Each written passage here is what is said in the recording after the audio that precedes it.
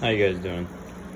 Alright, so basically my tank is almost done cycling. I added 2 chromis, blue green chromis in. Yesterday they're doing just fine. And I'm probably gonna get hate because I'm using the fish and whatnot. Don't care. Sorry. But they're doing just fine. Also, these hermit crabs have been doing just fine. They've been in there since the very start. My protein skimmer is almost broken. You can see it's already creating some skimmate, but it's not the skimmate that I want. It's way too watery and it's still not colored at all. But basically this video is going to be on this ocean box skimmer attachment. It's a magnetic skimmer. It's got little magnets, really super strong magnets. Don't want to get your fingers in them. But it goes on any aqua-clear. You get it off of oceanbox.com. And then basically it just slides right under. You need to take off that bottom attachment for the intake tube. And this just slides right there. I use this as a good indication for when I top off because I do not have an ATO yet. So I just use this little bucket. I go out to the RODI water that I have out back and then just fill it up. I know it's not the best way, but I try to do it the same amount every day. But once this starts making a gurgling noise, like I'll pull it up a little bit for you guys. A little bit more, I guess. Wait for it. Wow, it's still working. All right, a little bit higher. There you go. It'll start making that noise, which is basically it trying to fly. Now, basically, these magnets just came off because I know you guys can't feel this or see this or anything. This I don't know what's it called. The pump for this runs off of a switching current for magnetic pulses or something like that, and basically it oscillates between a current, so the propeller spins. These magnets react to that and they are vibrating like crazy in my hand. So if this gets anywhere near them, they just vibrate. Look, they're about to float right there in the middle. Like they're attracted to both.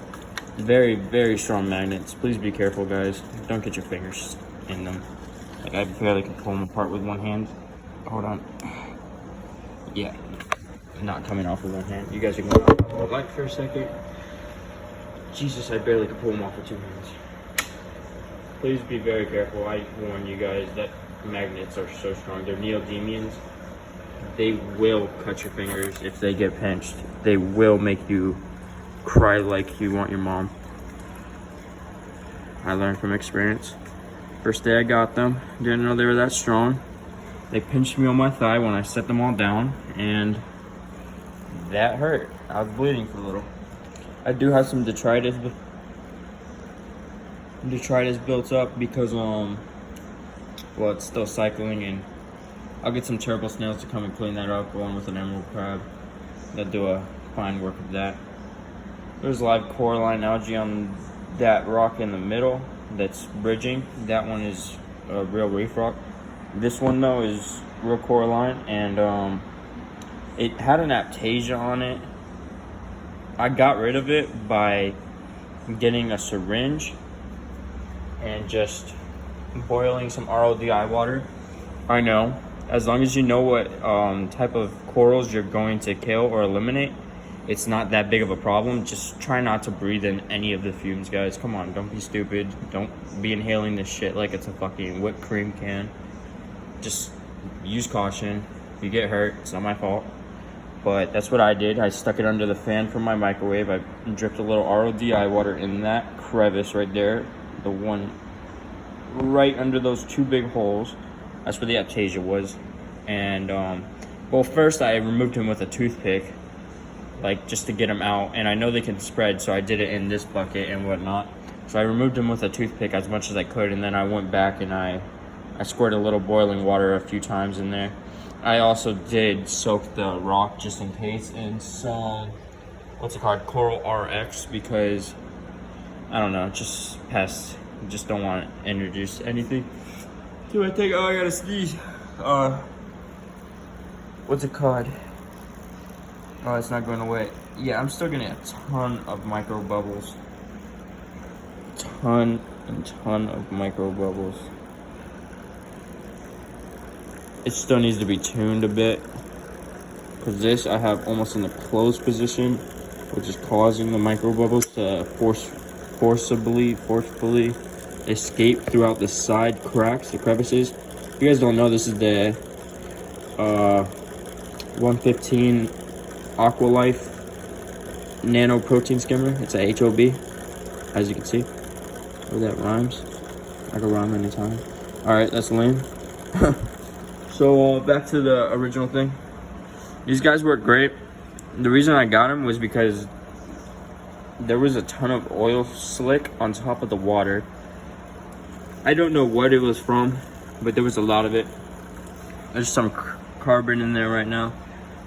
And they also make another product for the aqua-clear. It's a intake filter. It goes inside of the aqua-clear, and basically it's like a little tiny sump where you can lay out your whichever media you want in different trays and whatnot.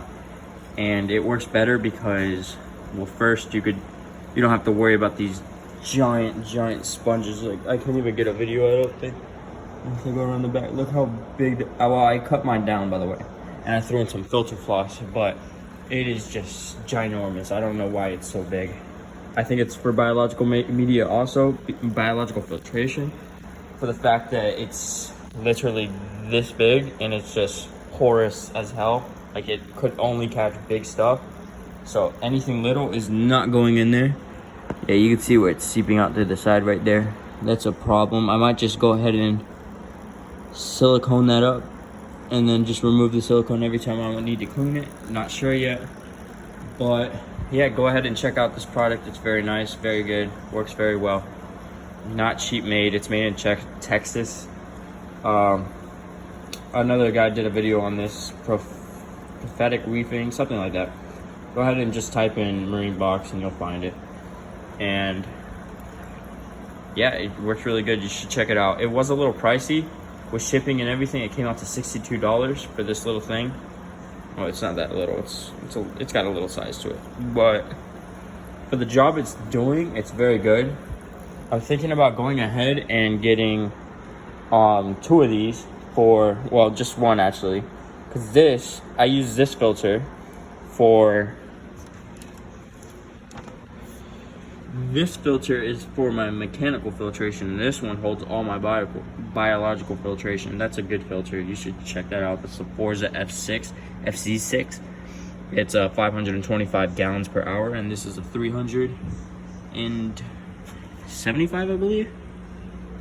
I can't see. It's a 325 gallon per hour, and the 325 basically is my mechanical. So I'm just gonna get an aqua-clear 10 skimmer and throw that on the back of this, take off the tubing so that it surface skims all of this gunk. I don't know if you can see that on camera, but don't mind the dead plants. I had to trim back a little.